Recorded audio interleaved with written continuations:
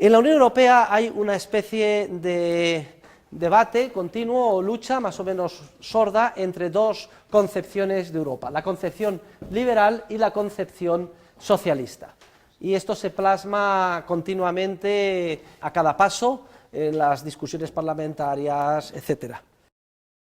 La verdad es que el proyecto de la Unión Europea era un proyecto muy atractivo y surgió imbuido de espíritu liberal. La idea de la Comunidad Económica Europea en un principio se basaba en la libertad de circulación de personas, capitales y bienes. Los grandes fundadores del proyecto europeo, Jean Monnet, Robert Schuman, Konrad Adenauer, pues concibieron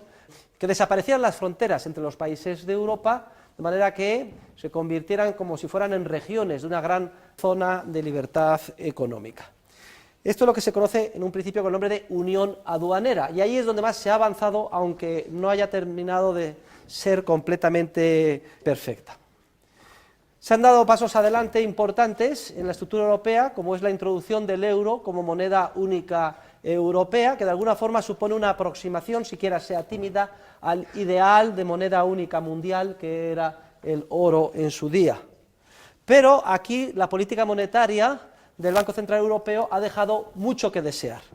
Para que se hagan una idea, había un objetivo establecido en el Tratado de Maastricht de crecimiento de la masa monetaria que no podía superar el 4,5% de una de sus medidas, que es la M3. Y sin embargo, durante muchos años, en el pasado, el Banco Central Europeo dejó que creciera por encima del 7% la masa monetaria. Y además, esa distribución del crecimiento del dinero no es nunca uniforme entre todos los países de la Unión Europea, como tampoco lo es cuando crece la masa monetaria en Estados Unidos, entre los diferentes estados de Estados Unidos, sino que el crecimiento fue el doble, por ejemplo, en los países periféricos, los hoy llamados pigs, o cerdos en inglés, lo cual dio lugar a una expansión crediticia, ya hemos estudiado en el curso, que supuso la concesión de préstamos sin respaldo de ahorro real a bajísimos tipos de interés, que ha impactado en toda la Unión Europea, pero especialmente en estos países, induciendo errores masivos de inversión, que ahora se han puesto de manifiesto que no son viables, y lo cual explica, primero, la crisis financiera y, en segundo lugar, la profunda recesión económica que nos afecta. Y esto, repito, es como consecuencia de los graves errores de política monetaria cometidos por el Banco Central Europeo. Y eso debiendo de reconocer que esos errores, aun siendo graves, han sido menos graves que los que cometió su colega, la Reserva Federal de los Estados Unidos. Y el otro talón de Aquiles de la Unión Europea es el tremendo intervencionismo que la misma está montando, y sobre todo en una serie de áreas, por ejemplo, en el área de la política agraria común. La política agraria común tiene su origen en la fundación de la Unión Europea, un presupuesto que es el más importante de la Unión Europea, y distorsiona completamente la asignación de los recursos. Vimos cómo los precios garantizados y las subvenciones a los productos agrícolas perjudican al consumidor, que tiene que pagar más caro de lo que hubiera tenido que pagar en otras circunstancias, perjudica a todo ciudadano de la Unión Europea, que tiene que pagar más impuestos para poder financiar todo el sistema de subvenciones, perjudica a los países del tercer mundo cuando se inundan de productos agrícolas los mercados internacionales, en perjuicio especialmente de aquellos que solo pueden vender este tipo de productos, que son los países pobres del tercer mundo. No logra favorecer a nadie porque los agentes económicos se ajustan a las subvenciones, y además supone un camino sin salida y sin retorno, como la droga, muy difícil de salir de la droga, pues muy difícil de salir de la intervención. En el momento que nos acostumbramos a la subvención, ya es políticamente inconcebible que se pueda desmontar el error de política económica. Los grupos privilegiados de interés sacan los tractores a la calle, bloquean el país, etcétera. Nadie se atreve a enfrentarse con los supuestamente favorecidos. Entonces, la Unión Europea, como digo, se debate entre dos visiones completamente distintas. Una, la llamada visión proteccionista y socialista de Europa, que pretende convertir Europa en una especie de fortaleza proteccionista hacia el exterior, es decir, que levanta barreras arancelarias a los bienes y servicios que proceden de las áreas económicas exteriores a Europa, y luego profundamente intervencionista hacia el interior. Y aquí la lógica de los intervencionistas europeos es muy clara. Como ningún país aisladamente puede imponer sus medidas de intervención en supuestas políticas sociales de protección a los trabajadores, etcétera, sin que deje de ser competitivo y se vayan las inversiones a otro país de Europa, Entonces la única solución es recurrir a Bruselas para que imponga esa medida de intervención obligatoriamente a todos los países.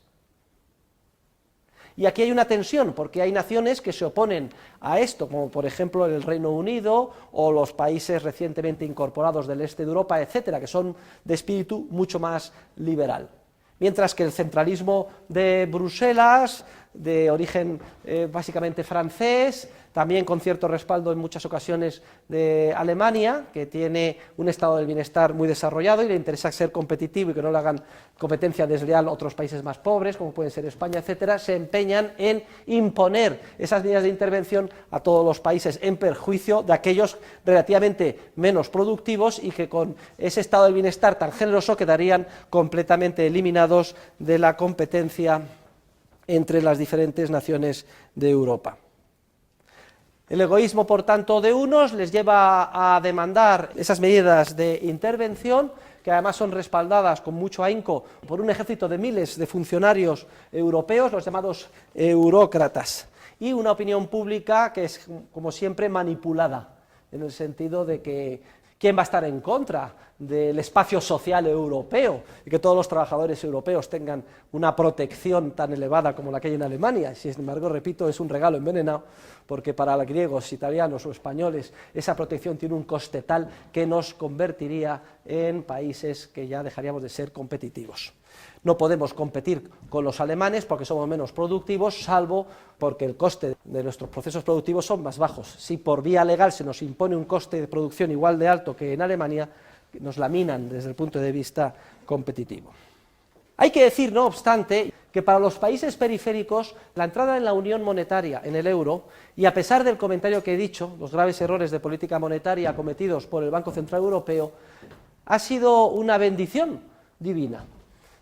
Porque por primera vez en la historia estos países han perdido su autonomía de política monetaria, su soberanía de política monetaria, y actualmente se encuentran por primera vez con total transparencia en la necesidad de afrontar los problemas de reforma estructural que tienen que llevar a cabo. O explicado de otra manera, hasta la entrada de la Unión Europea, toda la locura demagógica patrocinada por los políticos griegos no tenía ningún coste para Grecia, porque en el momento en que dejaba de ser competitiva Grecia, precisamente por reducir la edad de jubilación a los 60 años, contratar más funcionarios que ningún otro país, garantizar que papá Estado se va a ocupar de todo, en el momento en que dejaba de ser competitiva Grecia, se ocultaban los efectos negativos a los ciudadanos simplemente devaluando el dracma y haciendo inflación. De manera que de la noche al día, si se devaluaba el dracma o se depreciaba un 15 o un 20%, como se depreció un 20 o más de un 20% en las 3 devaluaciones de Solchaga antes de entrar España en la Unión Europea, pues los ciudadanos, eso equivale a que los ciudadanos de la noche al día, a lo largo de una noche, al levantarse tienen un 20 o un 25% menos de riqueza y de renta, pero la gente no se da cuenta, hay una ilusión monetaria y sale tan tranquila a la calle. Luego va experimentando de una manera diluida el efecto en forma de crecimiento de los precios, etcétera. Es como cuando al enfermo de resaca se le da una dosis adicional de alcohol y entonces se siente temporalmente mejor y sigue bebiendo. El resultado es que con la política monetaria autónoma que teníamos Grecia con el dracma, España con la peseta, no había ningún incentivo para afrontar los problemas de fondo. No existía transparencia, los ciudadanos no eran conscientes de lo que pasaba y no había ninguna disciplina que pusiera límite a la demagogia de los gobernantes. Afortunadamente hoy esto ya no es así. Al estar en el euro, ya no podemos devaluar nuestra moneda. Además, si gastamos más de lo que ingresamos, tenemos que devolverlo. Esto significa que hay que endeudarse. Y los que nos prestan internacionalmente miran con 8 ojos nuestras cuentas y ven si de verdad los políticos son demagogos, están prometiendo lo que no se puede pagar y los ciudadanos viven en una especie de nirvana o fiesta irreal. Y así se producen crisis como la griega. Y bendito sea el euro para Grecia, porque por primera vez en la historia de Grecia, Grecia se ve obligada a afrontar las reformas que necesita para sanear su economía, que suponen reducción de los precios, unos más que otros, hasta aquel nivel en que vuelvan a ser competitivos, reducción del gasto público, de los funcionarios, del sueldo de los funcionarios. ¿Creen ustedes que un país pobre puede jubilarse todo el mundo a los 60 años? ¿Ustedes creen que eso es algo sostenible? Cuando Alemania, un país 10 veces más rico, se jubila a los 67, y en general todas las políticas demagógicas alentadas por los políticos engañando a sus ciudadanos para mantenerse en el poder. Ahora esto no es posible, y Grecia se ve obligada, porque es que si no es eliminada, expulsada de la Unión Europea, y pasa a convertirse en un país tercermundista, en una república bananera, a afrontar la realidad. Por primera vez los ciudadanos griegos se dan cuenta de que han vivido en una ilusión y de que no hay más remedio que apretarse el cinturón para salir del atolladero, de que hay que reducir el gasto público, de que las promesas de estado del bienestar que se hicieron no se pueden cumplir, de que hay que tener una economía muy flexible y productiva, con un mercado laboral muy libre, con la finalidad de recuperar capacidad competitiva para poder exportar y vender los productos en el extranjero. Y se están tomando las medidas, cosa que no se habría hecho en ningún caso si se hubiera podido recurrir, como tradicionalmente se hacía, a la inflación, a la devaluación, a la depreciación. Y todo lo que he dicho en relación con Grecia es aplicable mutatis mutandi a Irlanda, a Italia y a España, salvando las pequeñas diferencias de grado que puedan existir entre los diferentes países. Por eso debemos de estar muy agradecidos al euro, porque por primera vez han quedado en evidencia nuestros políticos. Se encuentran entre la espada y la pared y no tienen más remedio que coger el toro por los cuernos, decir la verdad a los ciudadanos, afrontar los problemas y emprender las reformas estructurales necesarias.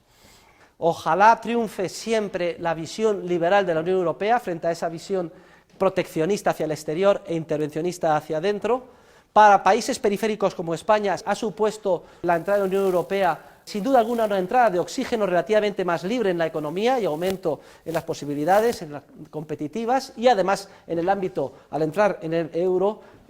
una mayor transparencia y una mayor disciplina, sobre todo frente a la demagogia de los políticos y al círculo vicioso democrático de compra de votos prometiendo lo que no se puede pagar.